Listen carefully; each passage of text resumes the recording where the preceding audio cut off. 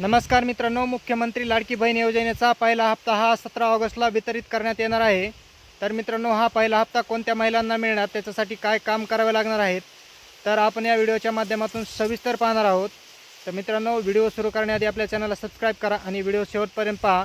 तर मित्रांनो, मुख्यमंत्री लाडकी बहीण योजनेचा पहिला हप्ता हा 17 ऑगस्टला वितरित केला जाणार आहे। हा हप्ता 19 ऑगस्टला राखी पौर्णिमेच्या दिवशी वितरित केला जाणार होता, परंतु त्या दिवशी रविवार असल्याकारणानं आता 2 दिवस अगोदरच हा हप्ता वितरित केला जाणार आहे।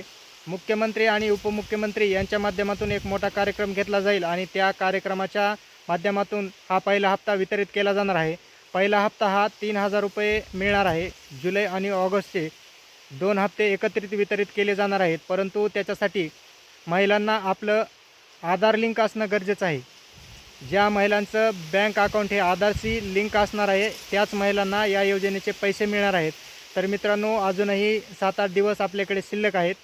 आपल्या बँक खात्याला जर आधार लिंक नसेल तर आधार लिंक करून घ्या। आपल्या बँकेत जाऊन बँकेत चेक करून घ्या की आपल्या अकाउंटला आधार लिंक आहे किंवा नाही। जर नसेल तर आधार लिंक करून घ्या। त्याला 48 किंवा 72 तास लागतात अपडेट व्हायला।